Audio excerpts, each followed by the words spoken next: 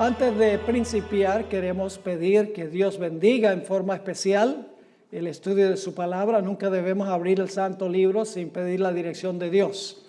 Así que les invito a inclinar sus rostros con reverencia y vamos a elevar una oración a nuestro Señor.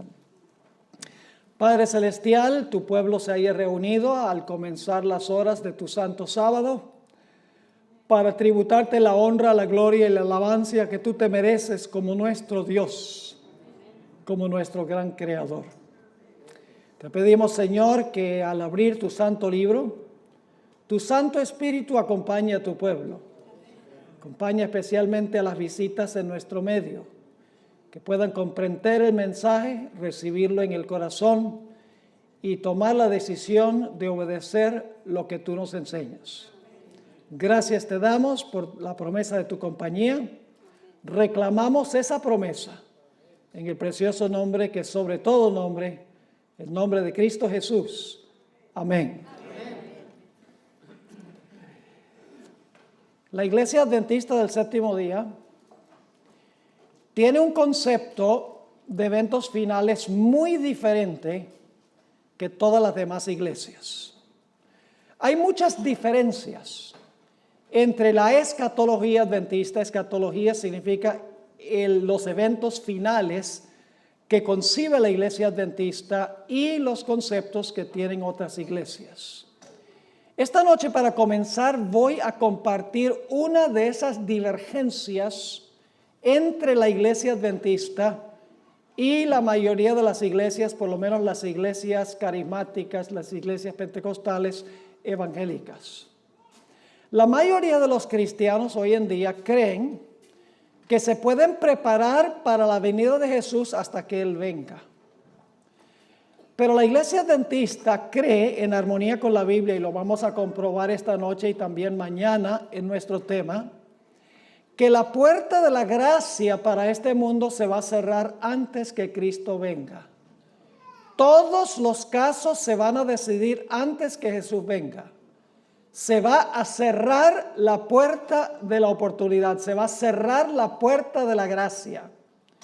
Luego va a pasar un periodo que se conoce como el tiempo de angustia.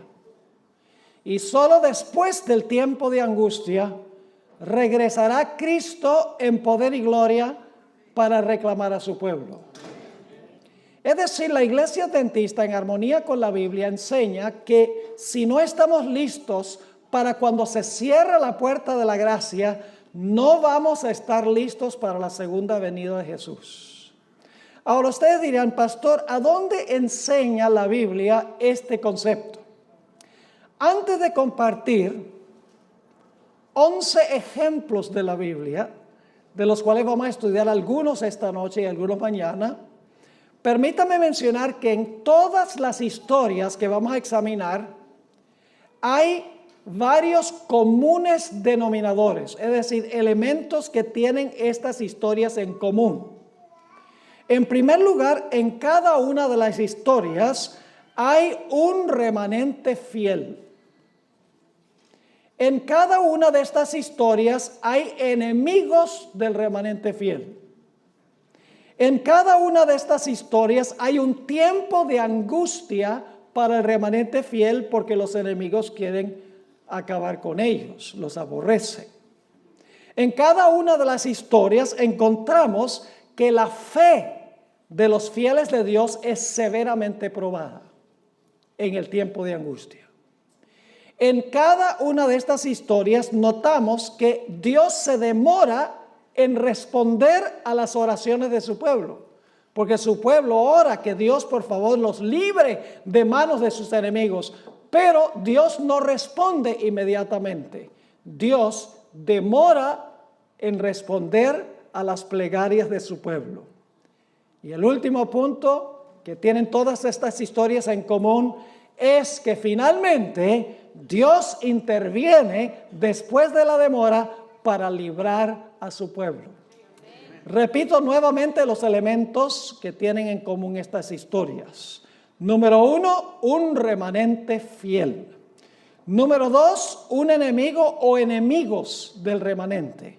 Número 3, por la enemistad de los enemigos, el pueblo de Dios pasa por un terrible tiempo de angustia. Su fe es severamente probada. Dios no responde inmediatamente, demora en responder a las plegarias de su pueblo para que Dios los libre. Pero finalmente Dios interviene y libra a su pueblo del tiempo de angustia o la crisis por la cual estamos pasando. Ahora, la historia que ilustra mejor que cualquier otra historia este proceso que acabo de describir es una historia que encontramos muy temprano en la Biblia. Es una historia que encontramos en el libro de Génesis. Ahora, no voy a contar toda la historia porque no es posible cubrir todos los detalles. Tengo una presentación de 1 hora nada más sobre este punto específico, pero les voy a cubrir los puntos principales. Ustedes recuerdan que antes del diluvio Dios llamó a Noé para que predicara un mensaje al mundo antediluviano. Su mensaje dividió al mundo en 2 grupos. Los que aceptaron el mensaje, que fueron todos los miembros de su familia, y los que rechazaron su mensaje. Es decir, la predicación de Noé dividió a la raza humana en 2 grupos, los salvos y los perdidos. Cuando Noé terminó de predicar su mensaje, después de 120 años, algo extraordinario sucedió. Se encuentra descrito en Génesis 7 y el versículo 16. Génesis 7 y el versículo 16.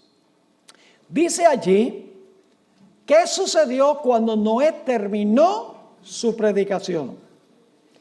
Hablando de los animales que vinieron al arca, dice, y los que vinieron, macho y hembra de toda carne vinieron, como le había mandado Dios, y Jehová le cerró la puerta. ¿Qué hizo Jehová? Cuando Noé terminó de predicar, Jehová le cerró la puerta. Y apenas se cerró la puerta, comenzó a llover. No. Eso no lo dice la Biblia. Yo pregunto, ¿pasó un tiempo entre cuando se cerró la puerta y cuando comenzó a llover y vino la destrucción? ¿Cómo no? Ahora, durante ese tiempo, ¿los que estaban perdidos se podían salvar? ¿Y los que se salvaron se podían perder? ¿O todos los casos estaban decididos cuando se cerró la puerta? Todos los casos estaban decididos cuando se cerró la puerta. La destrucción sencillamente destruyó a los que estaban afuera cuando se cerró la puerta. ¿Me están entendiendo? Ahora, hablemos unos momentos de lo que sucedió durante el periodo entre cuando se cerró la puerta y todos los casos estaban decididos y cuando vino la destrucción o comenzó a llover. Yo pregunto, ¿creen ustedes que los que estaban dentro del arca, su fe fue severamente probada por cada día que pasó? ¿Hubo una demora en Dios responder? ¿Cómo no? Imagínense, pasa un día, cielo azul. 2 días, ni una gota. 3 días, radiante el día. 4 días, 5 días, 6 días, 7 días. Porque pasaron 7 días, el 8º día fue cuando comenzó a llover. Y los que estaban afuera, ¿cómo se portaron durante esos 7 días? ¿Creen que cada día se portaron peor que el día anterior? Lógicamente, los enemigos estaban afuera burlándose de los que estaban adentro y los de adentro, su fe estaba siendo severamente ¿qué? Probada. Los que estaban afuera burlándose no sabían que estaban perdidos y los que estaban adentro sabían por la promesa de Dios que iban a ser preservados, pero hubo una demora en Dios intervenir para librarlos. Es decir, hay un periodo de tiempo entre cuando se cierra la puerta, termina la predicación, ya nadie se puede salvar, y cuando finalmente viene la destrucción. Ahora ustedes dicen, pero ¿será que al final de la historia va a pasar lo mismo? Vamos a ver lo que dijo Jesús. Mateo 24 y el versículo 37 al 39. Mateo 24 y el versículo 37 al versículo 39. Aquí Jesús nos va a decir qué importancia tiene esta historia para el tiempo del fin. Dice allí Jesús: mas como en los días de Noé, así será la venida del Hijo del Hombre. ¿Qué eventos está comparando Jesús?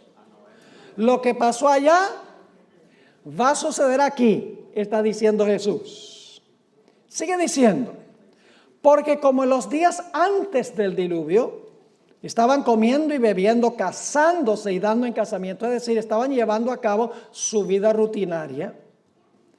Ahora viene una palabrita muy importante: hasta. Es una palabra que marca un momento de tiempo. Dice, estaban haciendo esto hasta el día en que Noé, ¿qué? Entró en el arca. Pero ahora fíjense lo que sigue diciendo. Y no entendieron. ¿Quiénes no entendieron? Los que estaban afuera, muy bien. Y no entendieron hasta que vino el diluvio. ¿Qué no entendieron entre cuando se cerró la puerta y vino el diluvio? Los que estaban afuera, ¿qué no entendieron? ¿Qué no supieron? Que estaban perdidos, pero siguieron viviendo durante ese periodo.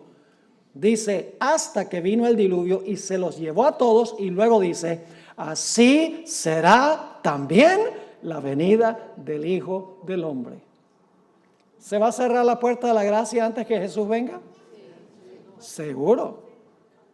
En el mundo va a haber un grupo de personas que no van a saber que están perdidos. Va a haber un grupo cuya fe será severamente probada.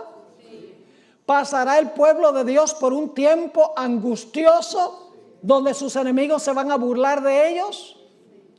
Finalmente Dios intervendrá para librar a su pueblo cumpliendo su palabra.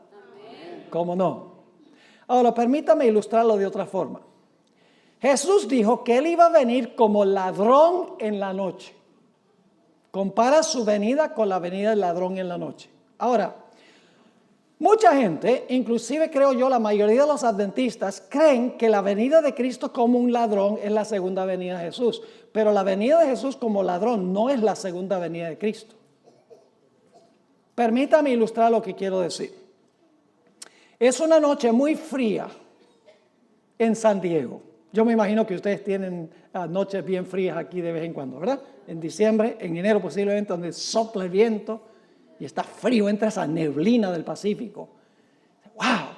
Y han trabajado todo el día y llegan a la casa, se comen una buena cena, se sientan en la silla favorita a ver las noticias en la televisión, se quedan como medio dormidos y dicen, me voy a ir a acostar porque estoy cansado.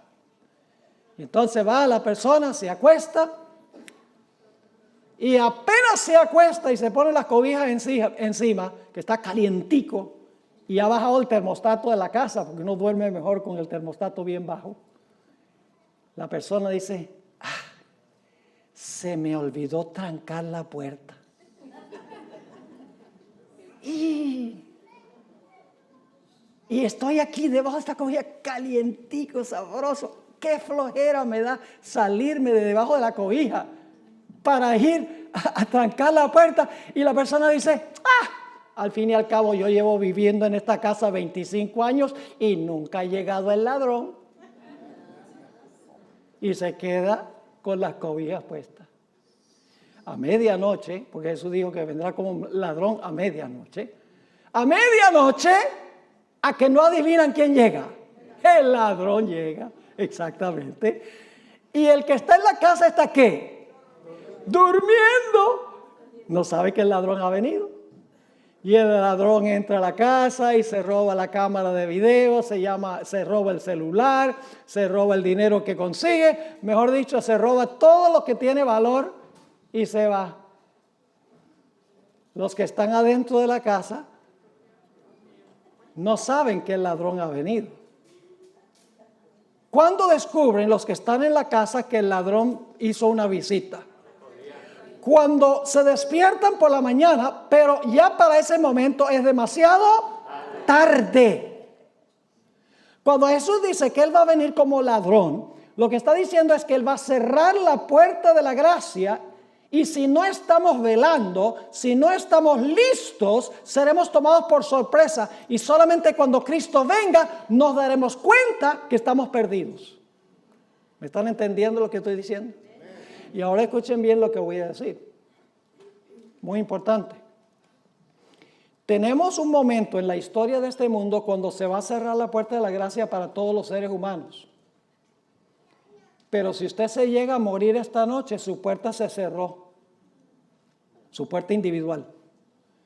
Porque la Biblia dice que Dios establece que el hombre muere una vez y después de eso viene el juicio.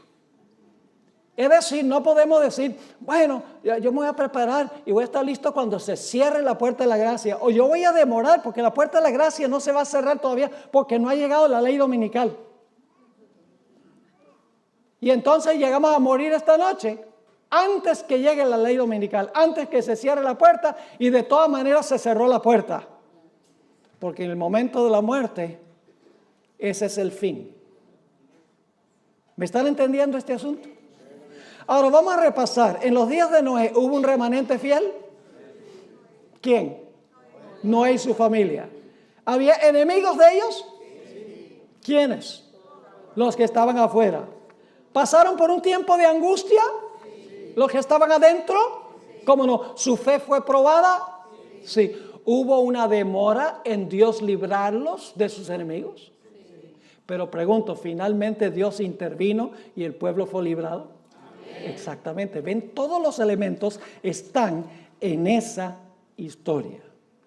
Ahora quiero que vayamos a otro ejemplo que encontramos en el Antiguo Testamento. Vamos a Daniel, el capítulo 12 y el versículo 1. Ya que tenemos el patrón, ya que tenemos el modelo de cómo funciona esto con los comunes denominadores, ahora queremos examinar varias historias que nosotros encontramos en las Escrituras, además de la historia que usamos del diluvio y de la venida del ladrón.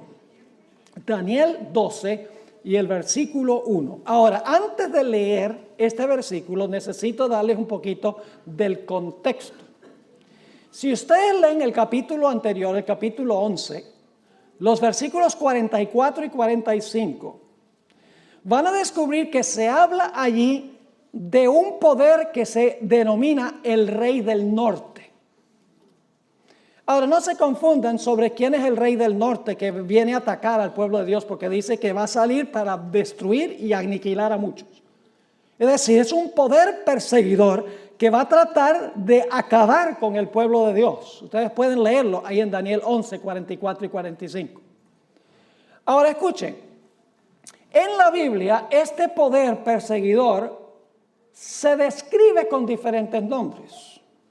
Por ejemplo, en Daniel 7 se le llama el cuerno pequeño. En Apocalipsis 13 se le llama la bestia. En 2 de Tesalonicenses 2 se le llama el hombre de pecado. En 2 de Tesalonicenses, en Mateo 24 se le llama la abominación asoladora. En Apocalipsis 17 este poder se le llama la ramera. Y en 1 de Juan, el capítulo 2, se le llama el anticristo. Todos esos nombres se aplican al mismo sistema. Son perspectivas distintas del mismo sistema. Así que el Rey del Norte es lo mismo que el cuerno pequeño o la bestia. La abominación asoladora, la ramera, el hombre de pecado. Todos son nombres que describen el último poder que va a perseguir y oprimir al pueblo de Dios. Y ya hemos estudiado en cuanto al cuerno pequeño y la bestia. Y hemos visto que el cuerno pequeño y la bestia representan ¿qué poder? Representan el papado. Exactamente, lo cubrimos en detalle examinando estas profecías matemáticamente. Así que viene el Rey del Norte, el enemigo final del pueblo de Dios. Y los versículos 44 y 45 del capítulo 11 dice que va a salir para destruir y aniquilar al pueblo de Dios. Pero cuando está a punto de hacerlo, tenemos lo que se describe en Daniel 12 y el versículo 1. Dice allí, En aquel tiempo, es decir, cuando el rey del norte sale para destruir al pueblo de Dios, se levantará Miguel. ¿Qué va a pasar cuando el pueblo de Dios esté siendo perseguido finalmente? ¿Qué va a pasar? ¿Se va a levantar quién? Miguel. Se va a levantar Miguel. Ahora, ¿quién es Miguel? Hay mucho debate en el mundo teológico sobre quién es Miguel. No hay necesidad de debatir quién es Miguel, porque Miguel es un nombre que se le atribuye a Cristo Jesús. El nombre Miguel significa ¿quién es como Dios? También se conoce como el arcángel Miguel. Ahora escuchen bien, Jesús no es un ángel. Jesús es un mensajero. La palabra ángel significa mensajero. Jesús se llama Miguel, pero Jesús es eterno Dios, según la Sagrada Escritura. Pero Miguel es uno de los nombres de Jesús. Es el arcángel del pacto. Es el arcángel que resucita a los muertos a la segunda venida. Vendrá con la voz del arcángel y con trompeta de Dios. Es el que resucita a los muertos. Y todos sabemos que ese es ¿quién? Ese es Cristo Jesús. Así que cuando el rey del norte, el último poder, sale a destruir al pueblo de Dios, dice, se levantará Miguel. Ahora, ¿qué significa eso? Se levantará Miguel. ¿Qué significa la palabra se levantará? Tenemos que regresar al capítulo 11 para entender qué significa se levantará Miguel. Vamos a Daniel, el capítulo 11 y el versículo 2 y el versículo 3. Daniel 11 y el versículo 2 y el versículo 3. Ahora, lamentablemente, en la traducción no se traduce la palabra igual, pero es la idéntica palabra hebrea que se usa en Daniel 12:1. Levantará es la mismita palabra que vamos a ver en los versículos 2 y 3 del capítulo 11. Fíjense lo que dice allí. Y ahora yo te mostraré la verdad. He aquí que aún habrá 3 reyes en Persia. Esa palabra habrá se podría traducir, se levantarán 3 reyes en Persia. ¿Qué significa eso? Que de aquí en adelante se levantarán 3 reyes en Persia. Significa que después de eso van a reinar 3 reyes en Persia, ¿sí o no? Van a ocupar el trono 3 reyes en Persia. Se van a levantar para gobernar. Ahora, note que sigue diciendo aquí, ahora yo te mostraré la verdad, he aquí que aún habrá o se levantarán 3 reyes en Persia, y el cuarto se hará de grandes riquezas más que todos ellos, y al hacerse fuerte con sus riquezas, levantará a todos contra el reino de Grecia. Y luego dice, se levantará luego un rey valiente. Esa palabra levantará es la mismita palabra que se usa en Daniel 12:1. ¿Qué significa eso que se levantará luego un rey valiente? Significa que un rey valiente va a comenzar ¿a qué? A reinar o a gobernar. Así que dice, el cual dominará con gran poder y hará su voluntad. Así que, ¿qué significa cuando dice que Miguel se levantará? Significa que Miguel va a comenzar a reinar.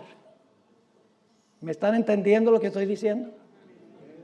Ahora escuchen bien. ¿Qué es el reino de Cristo? Generalmente nosotros pensamos del reino de Cristo en términos geográficos. Decimos, el reino de Cristo es este mundo, es este planeta.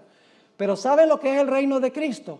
El reino de Cristo se compone de los sujetos de su reino, de los fieles que pertenecen a su reino. Ahora yo pregunto, ¿cómo se determina quién es un fiel miembro del reino de Jesús? ¿Cuándo se determina quiénes son fieles miembros del reino de Jesús? Se determina en otra doctrina que en realidad ninguna iglesia enseña, sino la iglesia adventista.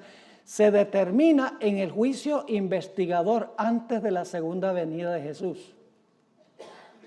Antes que Jesús venga, se van a investigar los casos de todos los que profesaron el nombre de Jesús. Todos los que dijeron seguir a Jesús, se van a examinar sus casos para ver si su profesión es genuina o no. Y usted dice, ¿por qué se va a hacer eso? Bueno, déjenme preguntarles, ¿en la iglesia hay trigo y cizaña? ¿Sí? ¿La cizaña se parece al trigo? Las cizañas son personas que profesan servir a Jesús. Entonces, en algún momento hay que distinguir entre el trigo y la cizaña. En la iglesia hay vírgenes sabias y vírgenes fatuas. Las fatuas también profesan seguir a Jesús.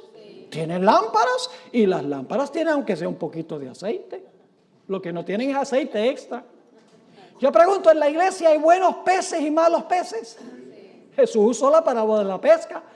Digo, nosotros somos los pescadores, el barco es la iglesia y el tirar la red es la predicación del evangelio. Y cuando usted tira la red, usted pesca solo pececitos buenos. No. En la iglesia hay peces buenos y peces malos. ¿Hay que hacer alguna separación? Yo no les voy a contar la historia, pero cuando yo crecí en Venezuela, íbamos a una isla que se llama Margarita, en vacación, nosotros la familia, y nos gustaba ir a una playa que se llamaba El Tirano, a donde entraban los pescadores tempranito por la mañana. ¿Y saben qué hacían? Llegaban a la playa con las redes, y las redes tenían toda clase de animal marino. Tenían tiburones pequeños, estrellas de mar, tenían pulpos, tenían un pez así con una cabeza bien grande, con un cuerpo así delgadito, le dicen sapo allá, que tenía unas púas así venenosas, era como un bagre. Y los pescadores se sentaban en la orilla y tenían una canasta para los peces buenos y otra canasta para los peces malos, o por los animales marinos malos. Había que hacer una obra ¿de qué? De separación. La red del evangelio reúne peces buenos y peces malos, pero en el juicio Cristo examina para ver quién es quién. Yo pregunto, ¿en la iglesia hay personas que tienen apariencia de piedad, pero en realidad no tienen el poder de la piedad? Lo dice el apóstol Pablo. Yo pregunto, ¿inclusive hay ministros que se disfrazan como ministros de justicia? El apóstol Pablo lo dice. Yo pregunto, hay personas inclusive que dicen Señor, Señor, y echan demonios, y dan profecías, y hacen milagros, que Jesús va a decir, yo no los conozco a ustedes, apartados de mí, obradores de maldad. ¿Entienden por qué Cristo tiene que hacer una obra de separación antes de la segunda venida? Él tiene que demostrar quiénes son súbditos de su reino antes de regresar. Y cuando haya mostrado en el juicio quiénes en verdad son miembros de su reino está completo y se cierra la puerta de la gracia. Así que el levantarse de Miguel, que se menciona aquí, sencillamente significa que Jesús ha terminado su obra de juicio en el santuario celestial. Todos los casos están decididos para vida o para muerte. Y ahora Jesús se va a levantar para reinar sobre su reino, porque su reino, sus súbditos están ¿qué? Completos. Pero yo pregunto, ¿los súbditos de Jesús van a pasar por un tiempo de angustia aún cuando se cierre la puerta? Vamos otra vez a Daniel 12:1 para que ustedes vean. Dice, en aquel tiempo se levantará Miguel porque su reino está completo. Se ha mostrado quiénes son los súbditos de su reino en el juicio. Dice, el gran príncipe que está de parte de los hijos de tu pueblo. Es decir, es el defensor de su pueblo. ¿Y qué va a suceder? Después que se levanta, después que se cierre la puerta, que Cristo comienza a reinar, ¿qué va a suceder? Dice, y será tiempo de angustia. ¿Va a pasar el pueblo de Dios por el tiempo de angustia? ¿Sí o no? Según este texto, el pueblo de Dios va a pasar por el tiempo de angustia. ¿Qué enseñan hoy las iglesias evangélicas? Enseña que cuando Cristo venga en el rapto, se va a llevar a todos los fieles al cielo.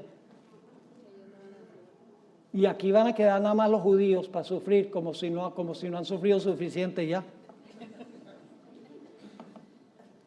Para ellos, el pueblo de Dios no va a pasar por el tiempo de angustia, y por lo tanto, cuando se encuentren en el tiempo de angustia, no van a tener la fe necesaria para pasar por ese periodo. Porque si usted no cree que va a pasar por un tiempo de angustia, usted no se va a preparar. Por ejemplo, si el servicio climático le dijera a usted que va a haber un huracán en la Florida, ¿usted se prepara en San Diego? No, pues no va a pasar en San Diego. ¿Me están entendiendo lo que estoy diciendo? Si usted no cree que va a pasar por el tiempo de angustia, ¿para qué se va a preparar para ese evento? La mayoría de los seres humanos serán tomados por sorpresa durante el tiempo de angustia sin ninguna preparación. Y muchos adventistas también. Así que dice, será tiempo de angustia, cual nunca fue desde que hubo gente hasta entonces.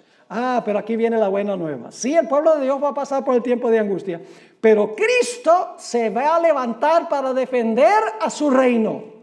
Porque dice, pero en aquel tiempo será que libertado tu pueblo, todos los que se hallen escritos, ¿dónde?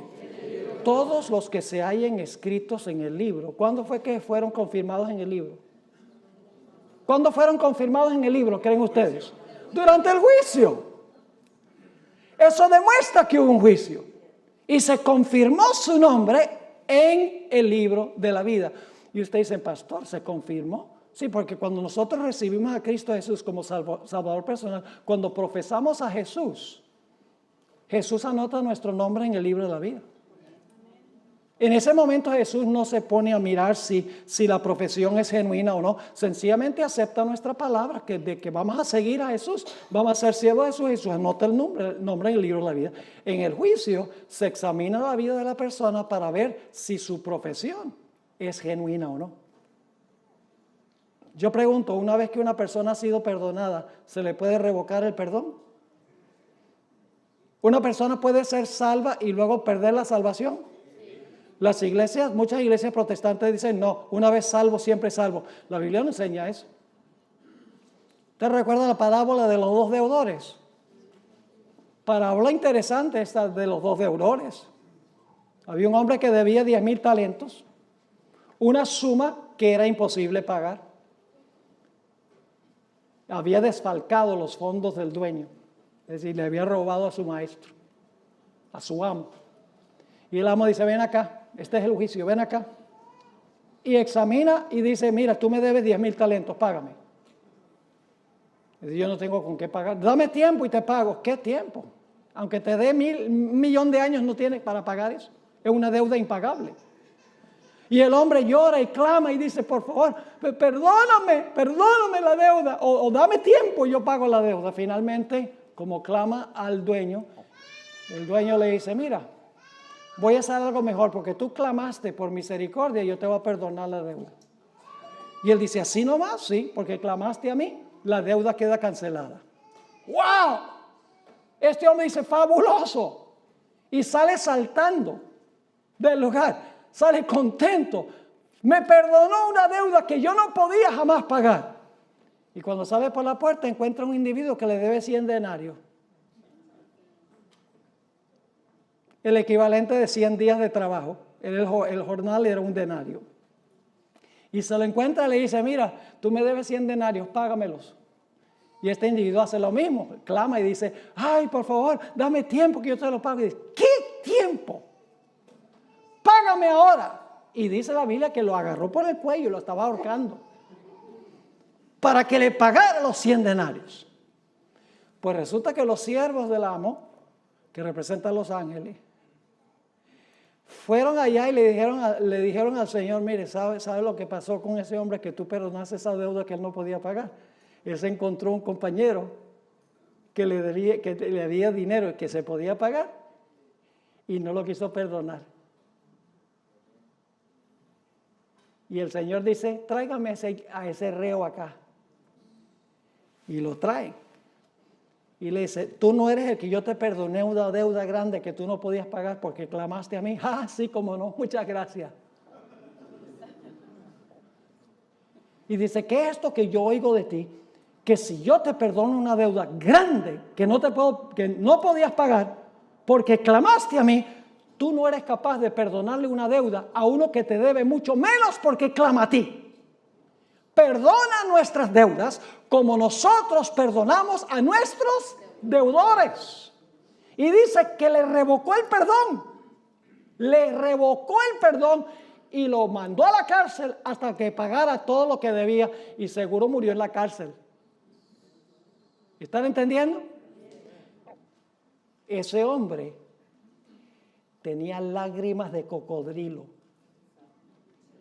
Él no estaba arrepentido por haberle robado a su amo. Estaba triste por el castigo que le iba a tocar.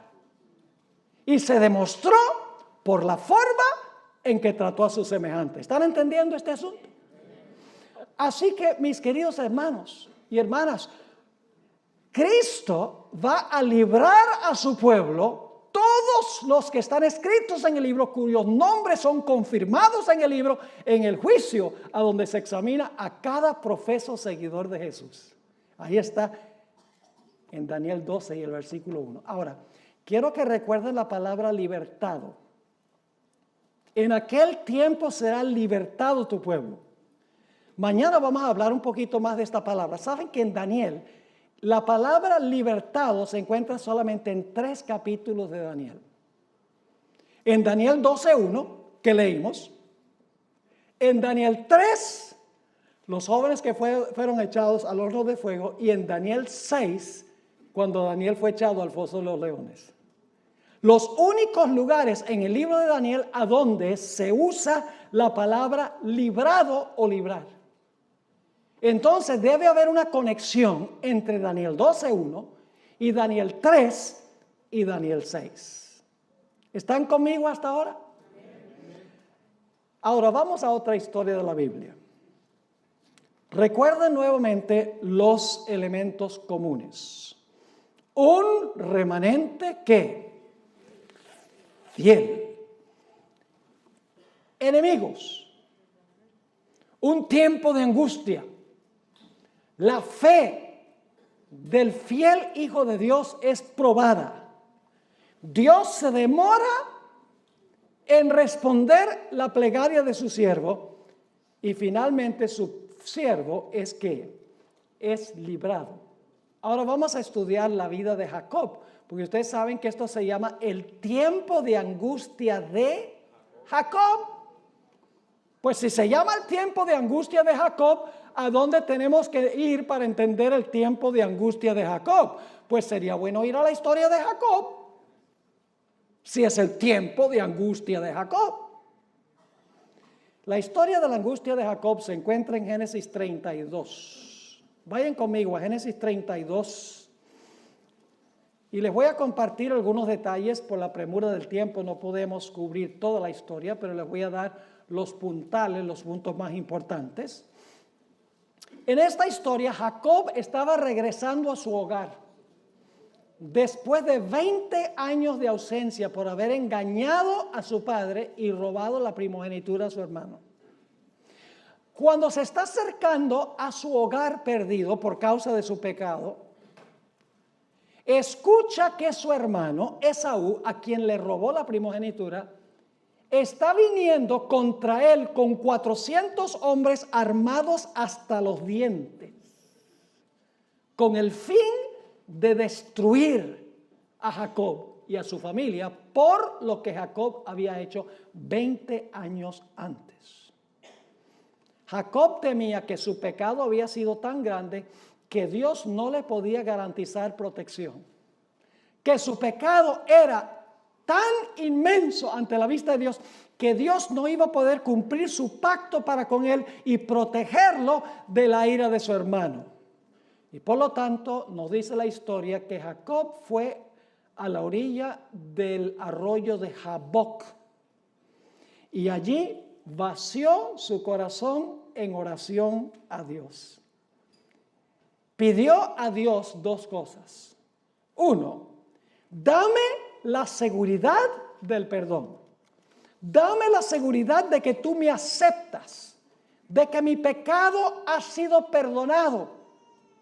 Y luego dice, con esa certeza, dame la seguridad que tú vas a protegerme de la enemistad de mi hermano, que viene con los 400 hombres con la intención de destruirme junto con mi familia. Vamos a leer la historia, como se encuentra en Génesis 32, 9 al 11. Aquí se describe la oración de Jacob y aparece otra vez la palabra clave. Dice allí, y dijo Jacob, Dios de mi padre Abraham y Dios de mi padre Isaac, Jehová, que me dijiste, vuélvete a tu tierra y a tu parentela, y yo te haré bien. Y luego noten lo que dice Jacob. Menor soy yo que todas las misericordias y que toda la verdad que has usado para con tu siervo. Jacob está diciendo, Señor, yo no soy digno de que tú me perdones ni de que tú me aceptes. Y luego sigue diciendo, pues con mi cayado pasé este Jordán y ahora estoy sobre 2 campamentos. Y luego, ¿cuál es la palabra del versículo 11? ¿De quién? De la enemistad del hermano. ¿Tiene Jacob un enemigo, sí o no? Sí. Él es el remanente fiel. Él tiene un enemigo. Está pasando por un tiempo severo de angustia, vaciando su oración a Dios para tener la certeza del perdón y la protección de Dios contra su enemigo. Sí. ¿Dios contesta la oración inmediatamente? No, eso lo vamos a ver en un momento, pero finalmente Dios interviene y lo libra de la ira de su hermano. Vamos a notar que cuando Jacob está a la orilla del arroyo Jaboc, de repente viene un individuo y empieza a luchar con él. Y él cree que es un enemigo y empieza a luchar con este misterioso personaje.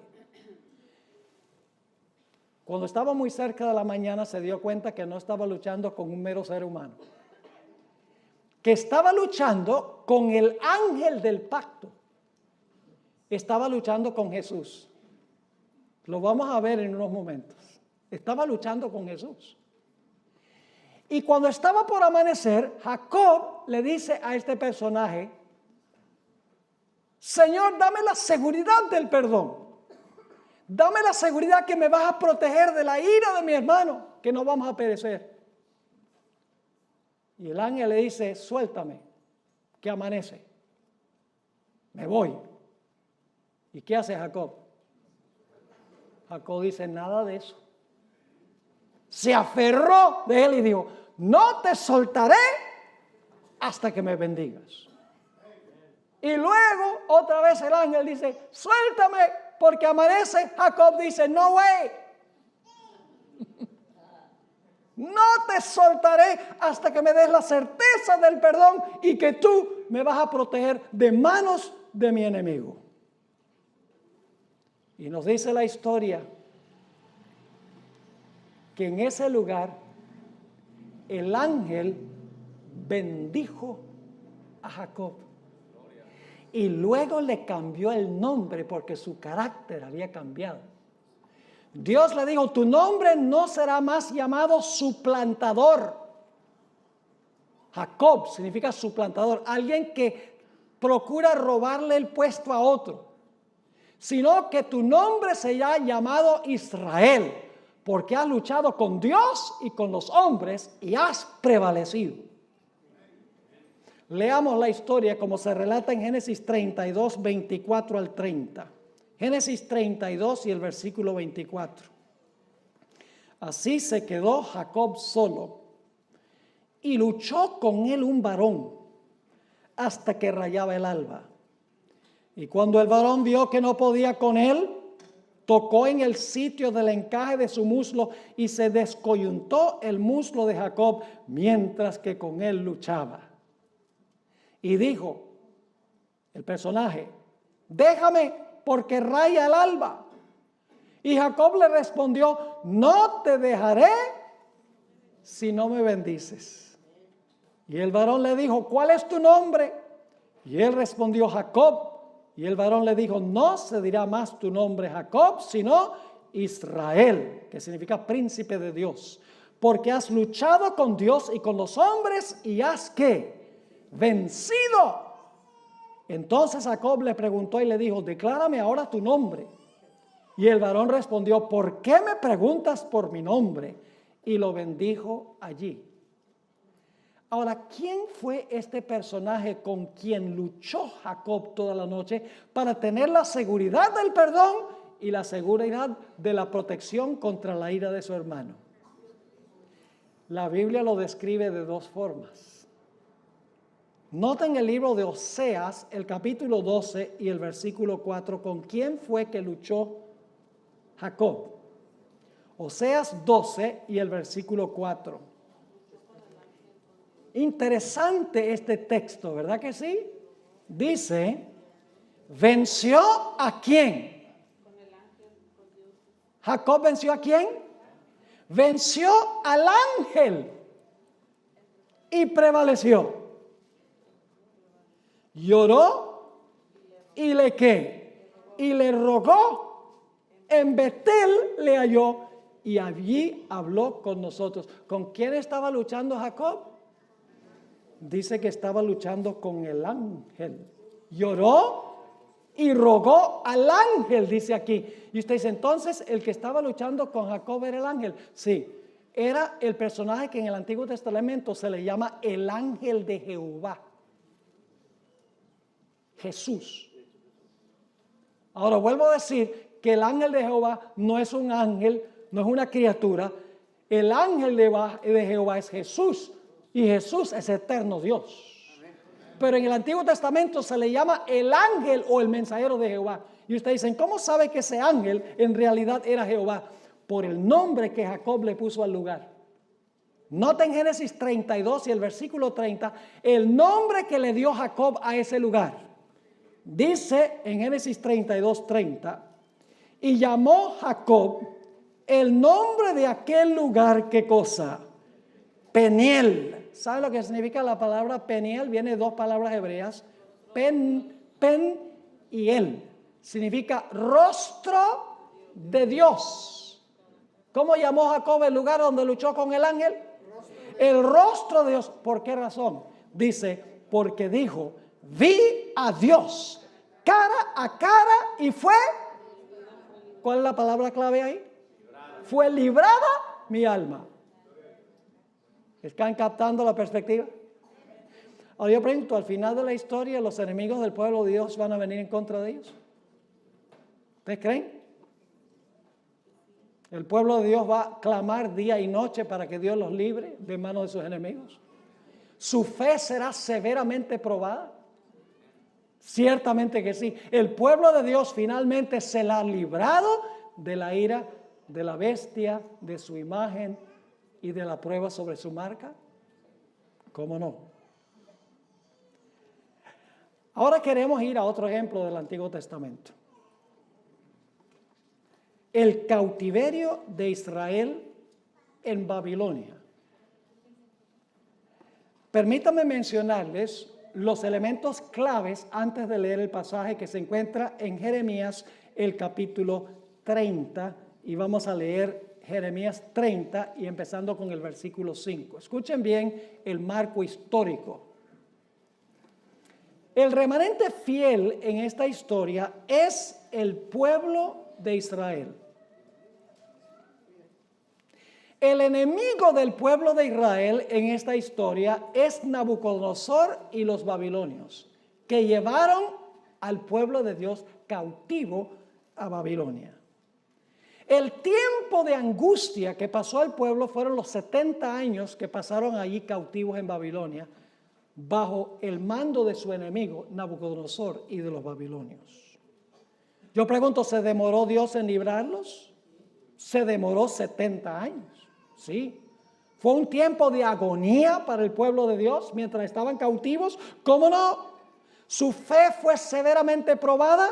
Sí, pero finalmente Dios intervino y libró a su pueblo del cautiverio a Babilonia y al rey Nabucodonosor. Vamos a leer el pasaje como se encuentra en Jeremías 30 y el versículo 5. Porque así ha dicho Jehová.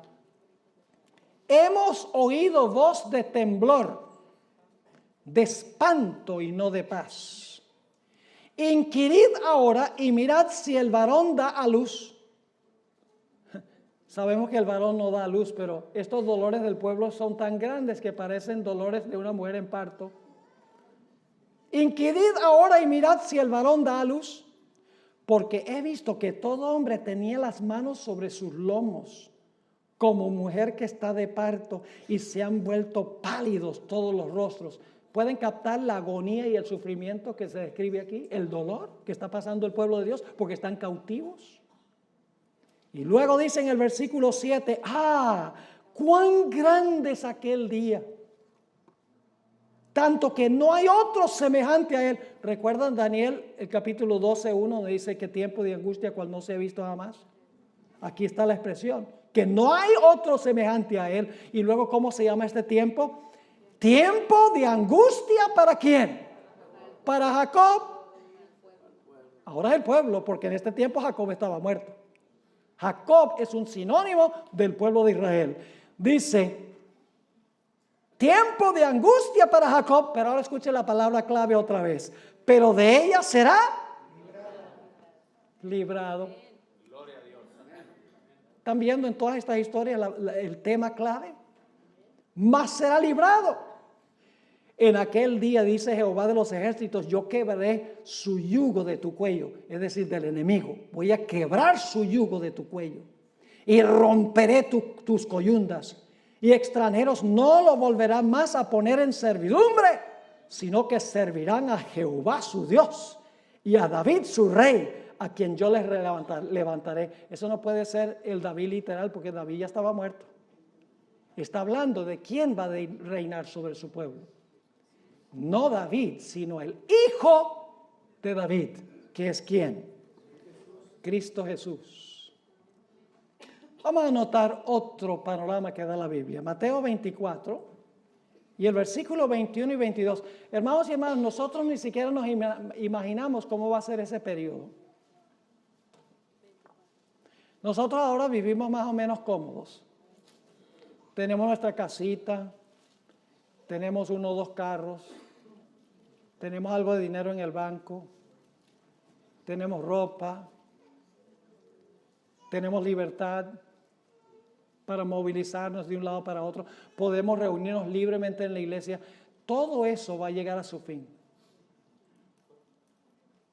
El pueblo de Dios lo va a perder todo. Lo vamos a ver en la próxima historia que voy a cubrir.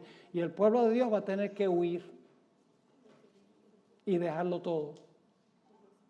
¿Está usted dispuesto a dejarlo todo? Me hace pensar de algunos adventistas que dicen, pastor, a mí no me alcanza el dinero para diezmar. No me alcanza. Y yo les digo, mire, yo tengo una fórmula donde siempre les alcanza diezmar. Diezmen primero. Y cuando digo eso dicen, ay, pero si diezmo primero no me alcanza para pagar las cuentas. Entonces, usted por pagar las cuentas le va a robar a Dios. Y saben que muchos de esos mismos que dicen, no me alcanza el dinero para diezmar, dicen, pero el día que lo tenga que entregar todo por Cristo, lo entrego todo. ¿Y qué le hace usted pensar que si no está dispuesto a devolverle a Dios el 10%, de repente le va a devolver la vida? No debemos apegarnos a lo que tenemos en este mundo. Mientras más tengamos, más va a tener Dios que quemar. Es bueno tener lo que nosotros tenemos, pero no dependamos de eso. Porque la Biblia dice que si tú vas a ser fiel a Dios y no recibes la marca de la bestia, no adoras su imagen ni adoras a la bestia, vas a ser perseguido, vas a tener que hacer lo que vamos a leer ahora, Mateo 24, 21. Porque habrá entonces, los versículos antes dicen que el pueblo de Dios tiene que huir, porque habrá entonces gran tribulación, cual no la ha habido desde el principio del mundo hasta ahora, ni la habrá. ¿Están captando lo que dice? El peor tiempo de angustia, no va a haber otro tiempo de angustia como este, dice el texto. ¿Pero qué va a hacer Dios? ¿Va a haber una demora? ¿El pueblo de Dios va a pasar por este tiempo? ¿Va a pasar por este tiempo? ¿Van a tener que huir? Sí, claro que sí. ¿Los enemigos los van a perseguir? ¿Cómo no? Pero Dios dice el versículo 22, y si aquellos días no fuesen acortados, nadie sería salvo. Mas por causa de los escogidos, recuerden esa palabra clave, vamos a ir en un momento a eso. Mas por causa de los escogidos, aquellos días serán acortados. ¿Van a pasar los escogidos por el tiempo de angustia? Sí, van a pasar por el tiempo de angustia. ¿Va a haber una demora en Dios intervenir? Dios no ha prometido librarnos para no pasar por el tiempo de angustia. Ha prometido que aunque haya una demora, va a intervenir para librar a su pueblo. Ahora, ¿dónde habla la Biblia de la liberación? Vamos a los versículos 29 al 31. Aquí viene la liberación. Ve, acabamos de leer del tiempo de angustia terrible que va a haber, pero ahora viene la liberación. Dice, e inmediatamente después de la tribulación de aquellos días, el sol se oscurecerá y la luna no dará su resplandor y las estrellas caerán del cielo y las potencias de los cielos serán conmovidas. Y entonces aparecerá la señal del Hijo del Hombre en el cielo, y entonces se lamentarán todas las tribus de la tierra y verán al Hijo del Hombre viniendo sobre las nubes del cielo con poder y gran gloria. Y enviará sus ángeles con gran voz de trompeta y juntarán a sus ¿qué? Entonces los escogidos pasaron por la tribulación. Pues, ¿cuándo es que son sacados? Después de la tribulación. Porque sigue diciendo, enviará sus ángeles con gran voz de trompeta y juntarán a sus escogidos de los cuatro vientos desde un extremo del cielo hasta el otro. La liberación del tiempo de angustia. Ahora hay una última historia que quiero que miremos. Lucas 18, 1 al 8. Lucas 18 y el versículo 1 hasta el versículo 8. Una parábola interesante de Jesús. Mañana vamos a mirar otras historias que siguen el mismo patrón, el mismo modelo. Se conoce esta parábola como la parábola del juez injusto. No me gusta para nada ese título que ponen en las Biblias. No es esta la historia del juez injusto, es la historia de la viuda persistente. Así que tachen el juez injusto y pongan la viuda persistente. Porque el centro de la historia no es el juez, el centro de la historia es la viuda. Ahora ustedes dicen, ¿por qué esta parábola usted la aplica al tiempo de angustia? Y les explico por qué. Inmediatamente antes de esta parábola, Jesús venía hablando de la segunda venida. Habla de los días de Noé, luego habla de los días de Lot y luego empieza la parábola. Al final de la parábola, Jesús hace la pregunta, cuando venga el Hijo del Hombre, ¿hallará fe en la tierra? Es decir, la parábola se encuentra entre un texto que habla de la segunda venida y la conclusión habla de la segunda venida. Es decir, la parábola se aplica inmediatamente antes de la segunda venida de Jesús. Ahora, en esta historia hay un juez, una viuda, un adversario y una demora. Vamos a leer empezando en el versículo 1. También le refirió Jesús una parábola sobre la necesidad de orar siempre y no desmayar. ¿Cuándo vamos especialmente a necesitar orar sin desmayar como Jacob? En el tiempo de angustia. Luego dice, había en una ciudad un juez. El juez representa a Dios. Y ustedes van a decir, no puede representar a Dios. Pero sí representa a Dios. Le voy a explicar cómo. Había en una ciudad un juez que ni temía a Dios ni respetaba a hombre. Y usted dice, eso no puede representar a Dios. Pero sí representa a Dios. Lo vamos a ver. Versículo 3. Había también en aquella ciudad una ¿qué? Una viuda. ¿Qué representa una mujer simbólicamente en la Biblia? La iglesia. ¿Una mujer ramera representa qué clase de iglesia? Una iglesia apóstata. ¿Y una mujer pura representa qué clase de iglesia? Pero aquí, ¿qué clase de mujer es? Una viuda. Y si ustedes leen la historia, la viuda ha perdido todo apoyo humano. Vamos a encontrar que ella representa a los escogidos al final de la historia que han perdido todo. Porque en la historia la viuda no tiene nada. El adversario le quitó todo. ¿Tiene un enemigo la viuda? Sí. Le ha quitado todo. Sigue diciendo, versículo 3, había también en aquella ciudad una viuda, la cual venía a él diciendo. Ahora cuando dice venía, No significa que vino una o dos veces, venía y venía y venía y venía y venía. Eso lo vamos a ver en unos momentos. ¿Y qué le decía? Hazme justicia de mi adversario. Es decir, tiene un enemigo que le ha quitado todo. Su única esperanza es rogarle al juez que le haga justicia contra su adversario. Pero ahora escuchen lo que dice el versículo 4. Y él no quiso por algún tiempo. ¿Hay una demora? Hay una demora. No quiso por algún tiempo.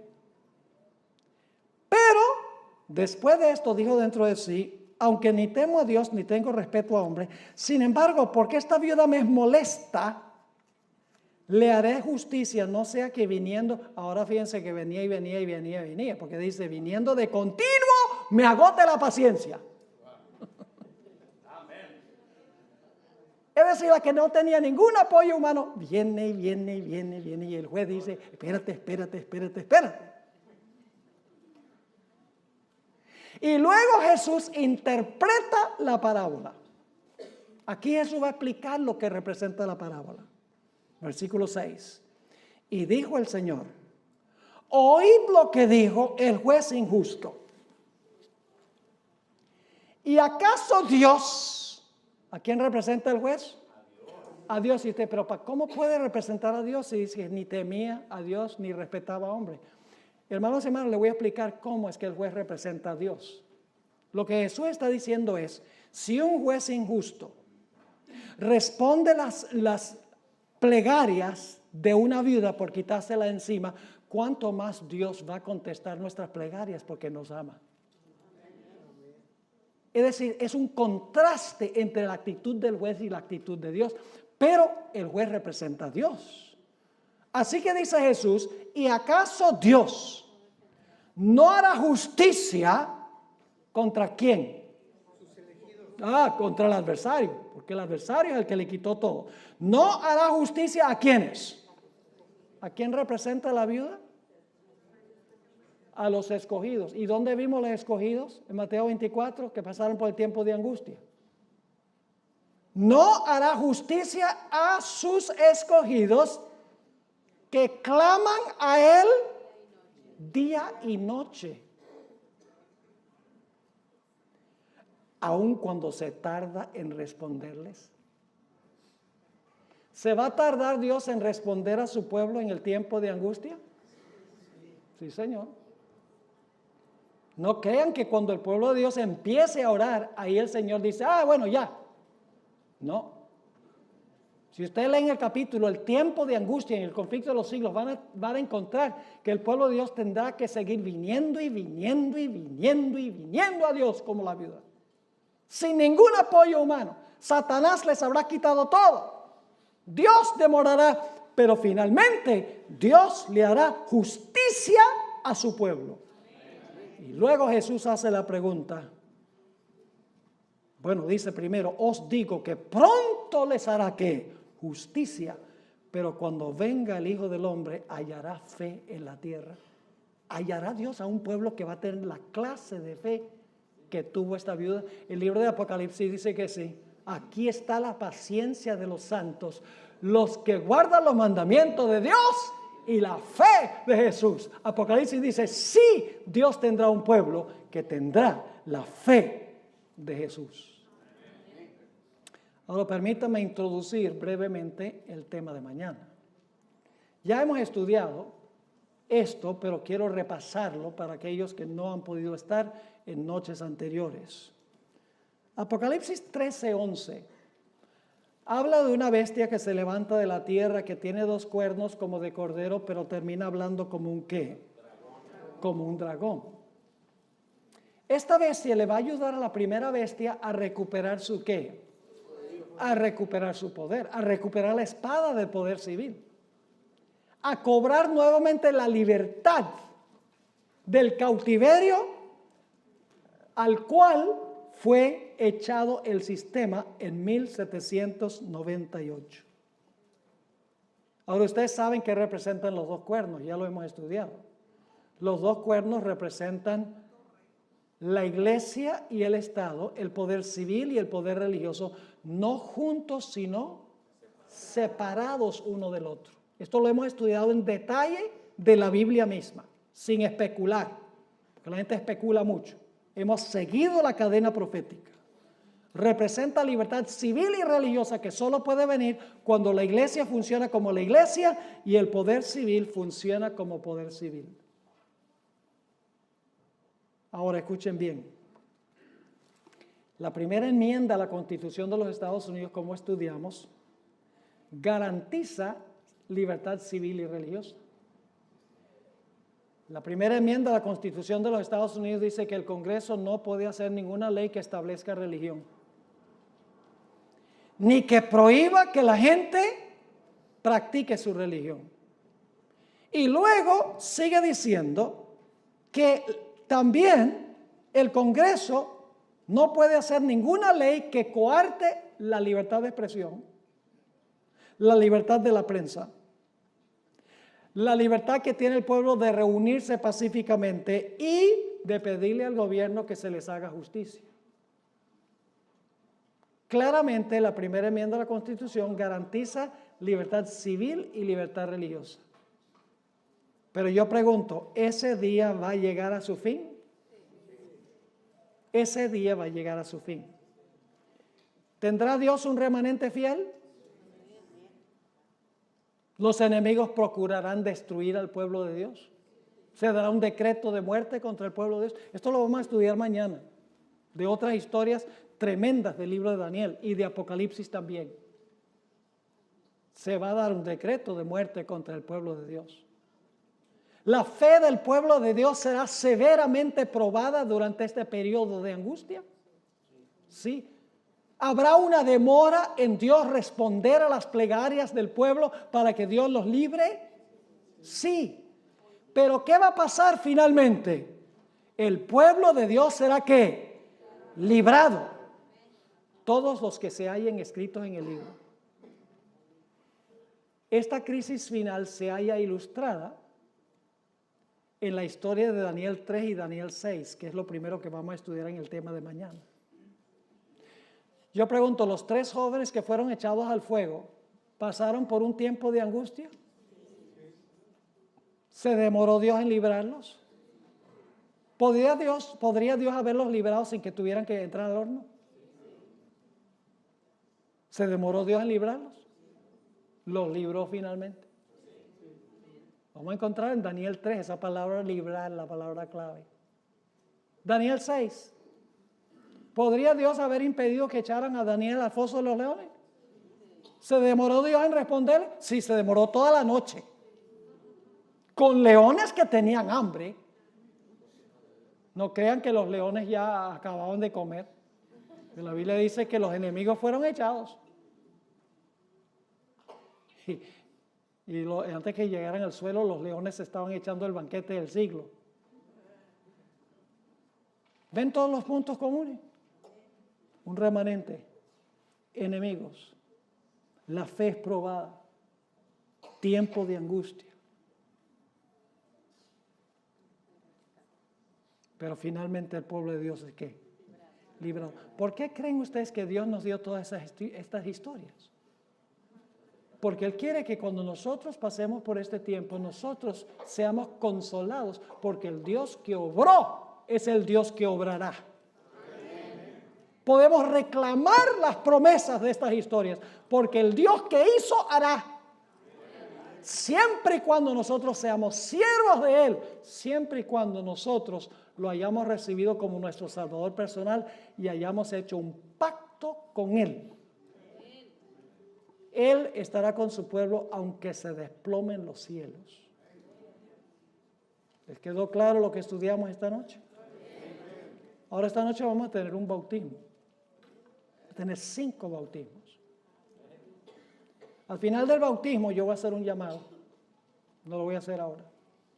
Las personas que van a ser bautizadas están iniciando su caminar con Jesús. Están públicamente anunciando que ellos son siervos de Cristo Jesús. Están formando un pacto con el Señor Jesús. Y yo quiero que ustedes observen, tal vez la mayoría de los que están aquí han sido bautizados ya, pero al final yo voy a hacer un llamado a aquellas personas que aún no han formado ese pacto con Jesús, para que ustedes también puedan tomar la decisión de hacer ese pacto con el Señor Jesucristo. Así que ahora vamos a presenciar el bautismo y después del bautismo regresaré acá para decir algunas palabras finales.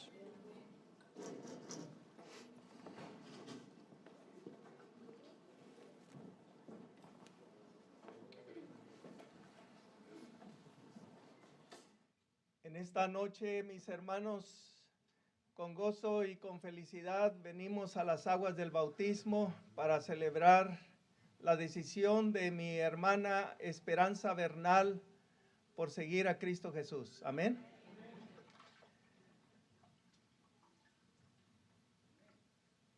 En esta noche, ella está aquí para testificar públicamente que acepta a Cristo Jesús, para testificar que deja el mundo y sigue a Cristo Jesús. Amén.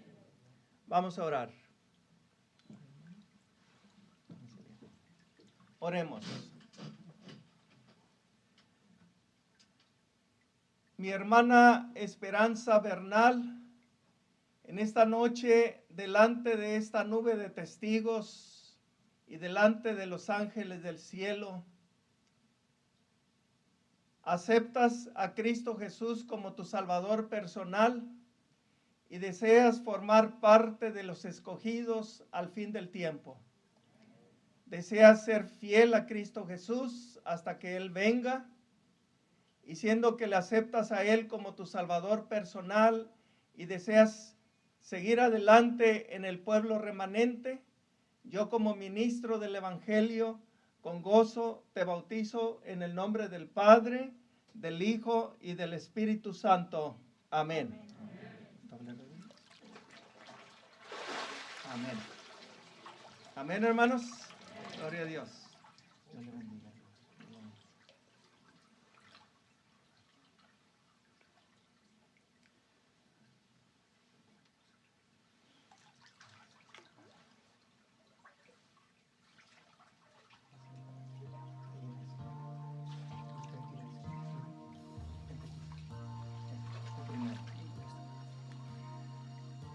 También en esta noche, mis hermanos, el hermano Pacheco, su esposa y sus 2 hijos vienen a las aguas del bautismo.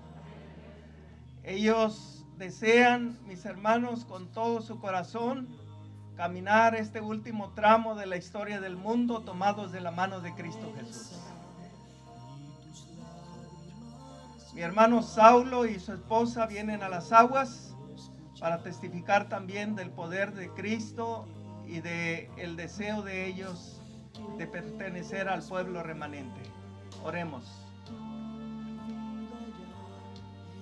Mi hermano Saulo Pacheco, con alegría vienes, al igual que tu esposa y tus 2 hijos, para sellar un pacto de vida eterna a través del bautismo con Cristo Jesús. Dejando al mundo y al pecado, le aceptas a Jesús como tu Salvador personal y deseas guardar sus mandamientos hasta el día glorioso de su venida. Por lo tanto, yo como ministro del Evangelio te bautizo en el nombre del Padre, del Hijo y del Espíritu Santo. Amén. Amén. Gloria a Dios.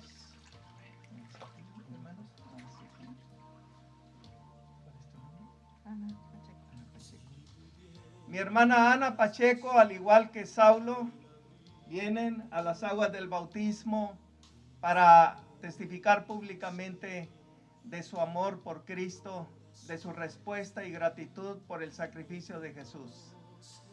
Oremos. Mi hermana Ana Pacheco, con gozo y con alegría vienes, al igual que tu esposo, para sellar este pacto de vida eterna con Cristo Jesús. Públicamente testificas de tu deseo de dejar el mundo y entregar toda tu vida, toda tu familia a los pies de Cristo Jesús. y siendo que lo aceptas a Él como tu Salvador personal y deseas seguirle a Él, así como los 144,000 siguiendo al Cordero por donde quiera que Él vaya, yo como ministro del Evangelio te bautizo en el nombre del Padre, del Hijo y del Espíritu Santo. Amén. Amén. Pueden darse un abrazo, hermano. Gloria a Dios.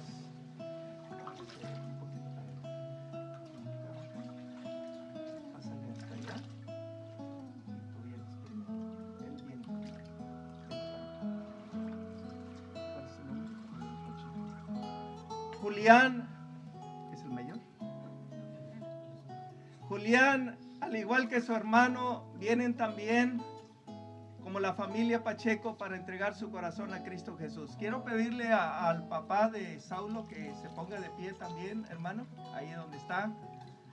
Qué bueno que aquí está su familia, hermano López también, que estudió con ellos, quiere ponerse de pie en señal de apoyo. Y no hay mayor gozo, mi hermano, que ver las almas entregándose a Cristo Jesús. No hay mayor gozo. Y aquí Julián viene a las aguas del bautismo en su juventud porque quiere ser fiel a Cristo Jesús. Oremos.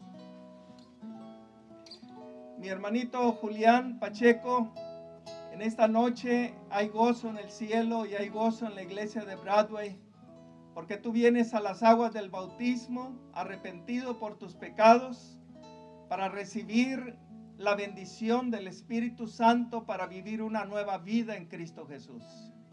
Siendo que tú aceptas a Jesús como tu Salvador personal y deseas serle fiel hasta el día glorioso de su venida, yo como ministro del Evangelio te bautizo en el nombre del Padre, del Hijo y del Espíritu Santo. Amén.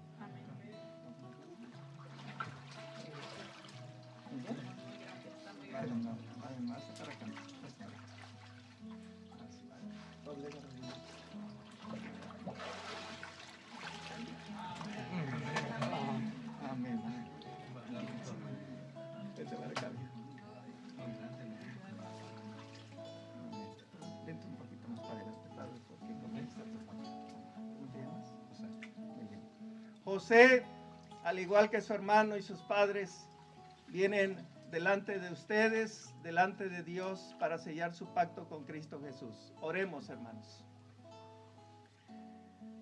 Mi hermanito José Pacheco, al igual que tus padres y tu hermano, vienes a las aguas del bautismo con gozo, con la decisión de pertenecer a Cristo Jesús y ser guiado por su Espíritu. En esta hora hay gozo en la iglesia.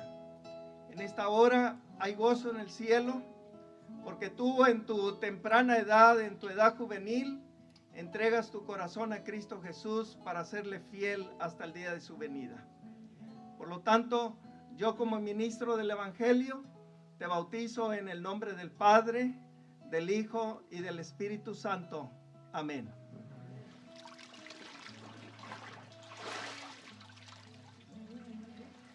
Dios te bendiga. Un abrazo.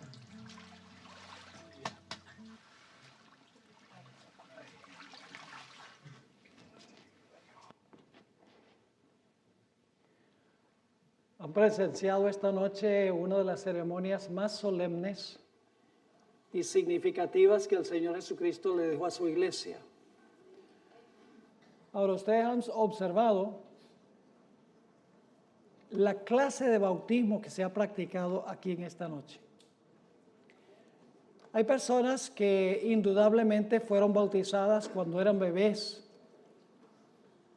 fueron bautizadas por aspersión.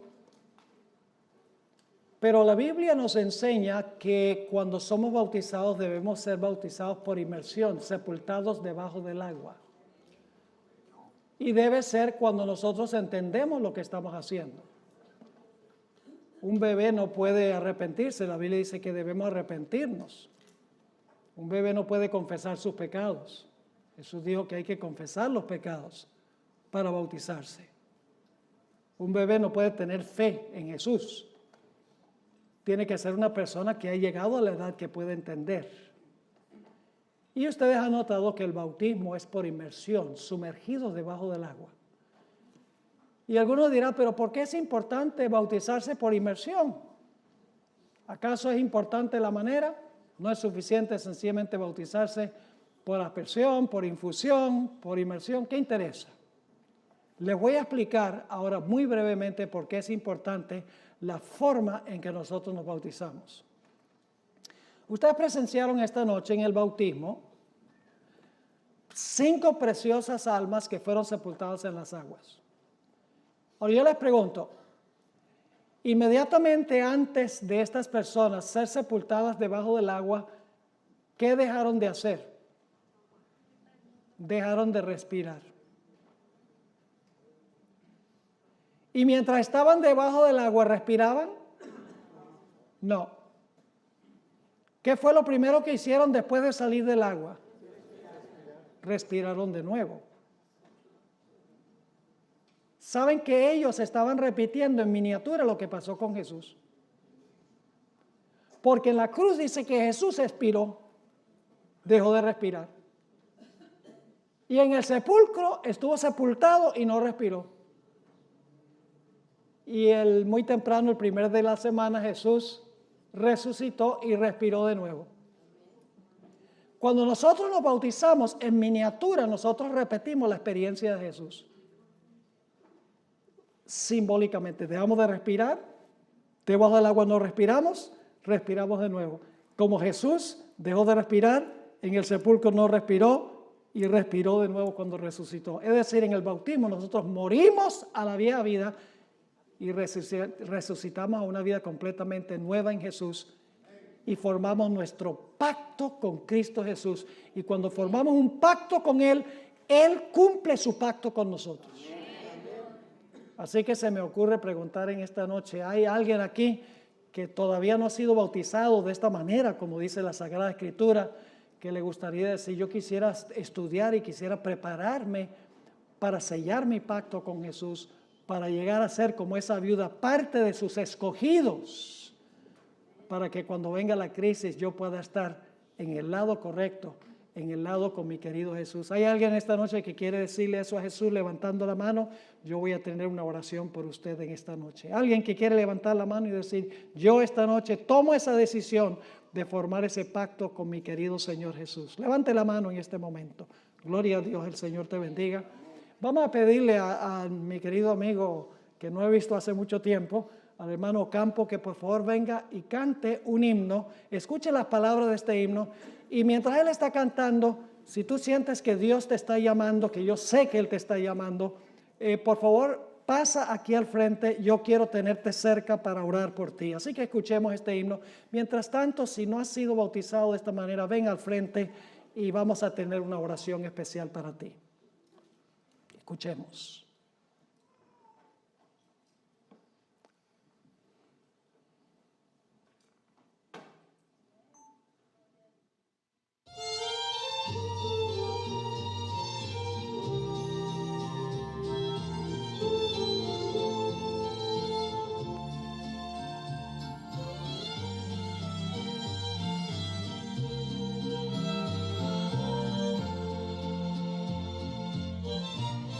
Eran 100 ovejas que había en el rebaño. Eran 100 ovejas que amante cuidó. Pero en una tarde, al contarlas todas, le faltaba una, y triste lloró. Las 99 dejó en el aprisco y por la montaña a buscarla fue. La encontró gimiendo temblando de frío, curó sus heridas, la tomó en sus brazos y al redil volvió.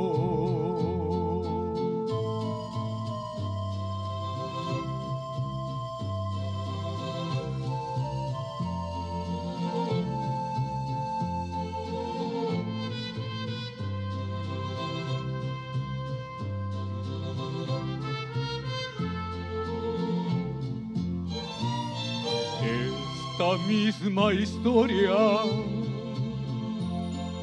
vuelve a repetirse. Hay muchas ovejas que sin rumbo van, con el alma rota,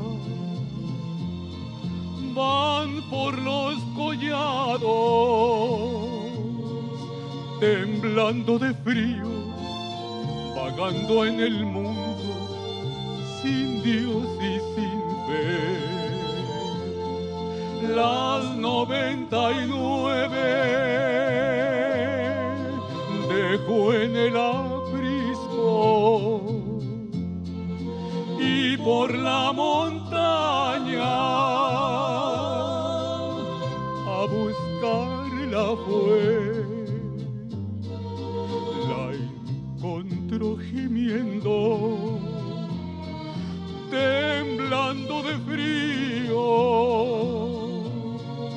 curó sus heridas, la tomó en sus brazos y al redil volvió. Curó sus heridas, la tomó en sus brazos y al redil volvió. Y al redil volvió.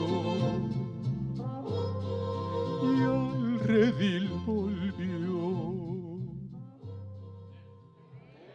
Amén. Damos gloria a Dios por este joven que ha escuchado la voz del Señor esta noche diciendo, sí, Jesús va a ser el Salvador de mi vida. Yo voy a formar un pacto con el Señor. En unos momentos yo voy a tener una oración por este joven. Yo no lo conozco, pero el Señor lo conoce al derecho y al revés. Pero antes de hacer la oración, quiero hacer una última invitación. ¿Hay alguien más aquí que quiere unirse a Él y quiere que yo ore por usted? De que Dios también le bendiga y que se pueda preparar para un glorioso encuentro con Jesús como su Salvador a través del bautismo, el bautismo bíblico, el bautismo por inmersión. ¿Hay alguien más en esta noche que quiere unirse a este joven? No quiero pasar por alto a nadie. No te vayas a tu casa. Si estás escuchando la voz del Señor, no te vayas a tu casa sin responder a la voz del Señor Jesús. No será más fácil. Podemos decir, bueno, ¿qué va a decir la familia? ¿Qué van a decir los amigos? Es demasiado difícil, no sé cómo voy a poder vivir la vida cristiana. No busquemos todas las trabas y todos los obstáculos que puede haber. Dios se va a encargar de cualquier problema que pueda surgir. Gloria a Dios, tenemos a otra persona que ha respondido al llamado. ¿Hay alguien más en esta noche? Yo sé que debe haber otras personas aquí. Otras personas que no han formado ese pacto con el Señor Jesús. Quiero incluirte en esta oración. ¿Saben que Jesús hubiera venido solo por una de estas personas?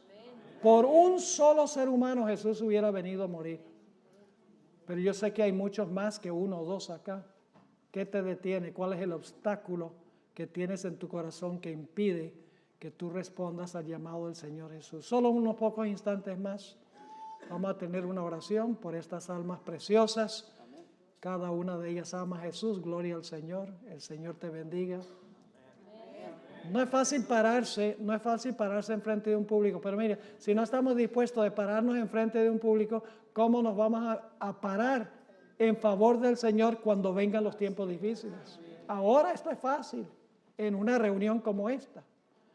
Pero más adelante va a ser mucho más difícil. Gloria a Dios, el Señor te bendiga.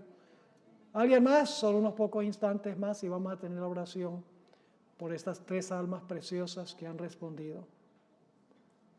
Gloria al Señor por esta respuesta. Y vamos a continuar orando para que aquellos que están en nuestro medio que no han respondido al llamado, que el Espíritu Santo sigue obrando en sus corazones para que finalmente se puedan doblegar y puedan responder a la voz del Señor Jesús. Oremos. Padre Celestial, gracias te doy por estas 3 almas preciosas que han respondido a tu llamado, al llamado de tu Santo Espíritu. Tú las conoces como el pastor conoce sus ovejas. Te ruego, Señor, que tú bendigas a cada una de ellas y que muy pronto puedan también sellar su pacto con el Señor Jesús, enterrando su vieja vida y resucitando a novedad de vida con Jesús. También te ruego, Señor, que bendigas a todos los que están aquí en nuestro medio, que no han respondido a tu llamado, han escuchado tu voz, pero algo los detiene. Te ruego que tú sigas trabajando con sus corazones para que puedan responder a tu llamado. Y Señor, también yo sé que hay personas aquí que han estado viniendo a este ciclo de conferencias que por mucho tiempo no habían venido a la iglesia, se habían apartado de la iglesia. Te doy gracias por haberlos traído de nuevo durante el transcurso de esta semana. Te ruego, Señor, que estas personas también puedan renovar su pacto con el Señor Jesús, transitar nuevamente los caminos del Señor. Te ruego, Señor, que esa sea una realidad en sus vidas. Gracias te damos por habernos acompañado y por escuchar y responder nuestra oración, pues te lo imploramos en el nombre precioso de Cristo, nuestro Salvador. Amén.